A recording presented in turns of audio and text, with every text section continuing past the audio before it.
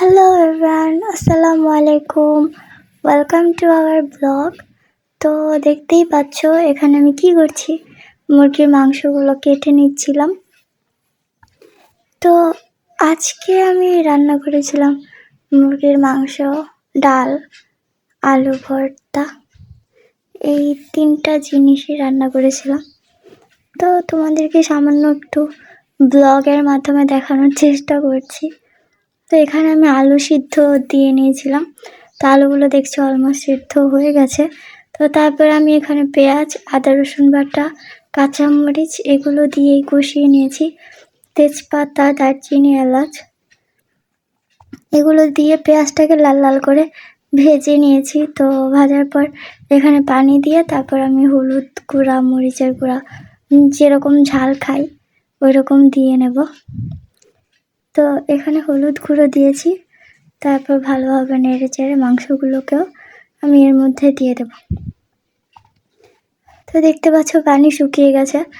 আর একটু পানি দিয়ে নেড়ে চেড়ে ভালোভাবে কষিয়ে নেব। এখন আমি লবণটা দিয়ে দিয়েছি, ব্যাস। এখন আমি মাংসগুলো দিয়ে নেব।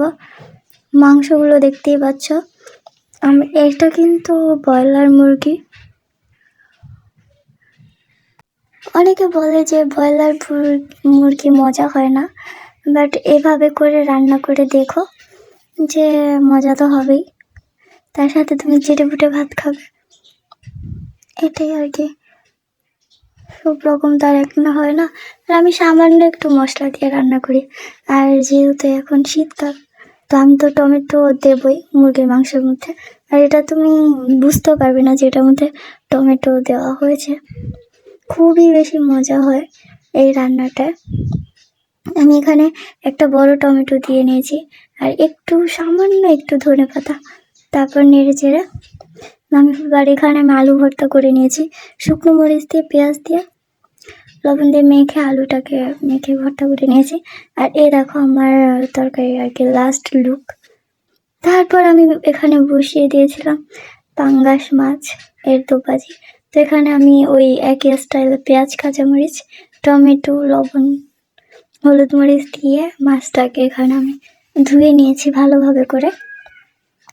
ধোয়ার পর এখানে যখন পানিটা শুকিয়ে আসবে কষানোর পর, তারপর মাছগুলোকে একটা একটা করে আমি দিয়ে দেব।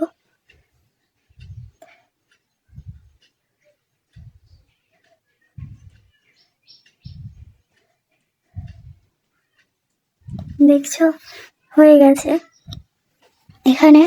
আর হ্যাঁ, মুরগির মাংসটা নামানোর কিছুক্ষণ আগ মুহূর্তে অবশ্যই জিরের গুঁড়ো দিবে।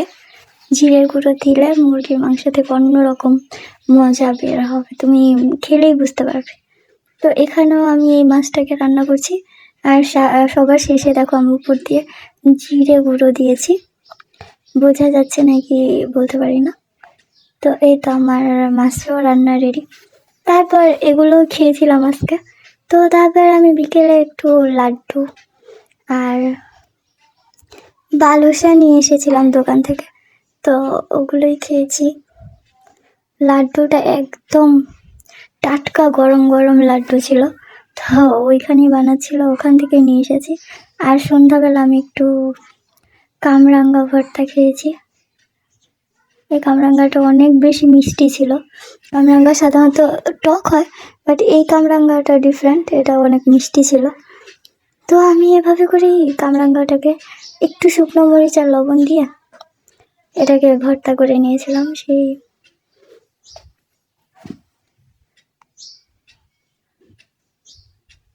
দেখতে পাচ্ছ। তারপর এটাকে আমি ঝাঁকিয়ে টাকিয়ে একদম মেখে নিয়ে তোমাদের সামনে প্রেজেন্ট করবো। এটাকে আমি এভাবে করে মেখে নিয়েছি।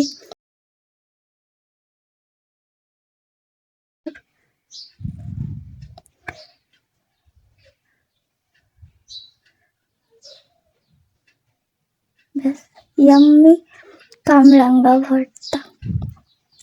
তারপর সন্ধ্যার পর দিকেই আবার আমি এখানে কিছু শাক দিয়ে, তোমরা কে কি বলো চাই না, কিমা শাক দিয়ে, তারপর ডাল দিয়ে, চাল দিয়ে, পেঁয়াজ, কাঁচামরিচ এগুলো দিয়ে আমি এভাবে করে পেঁয়াজও বানিয়েছিলাম।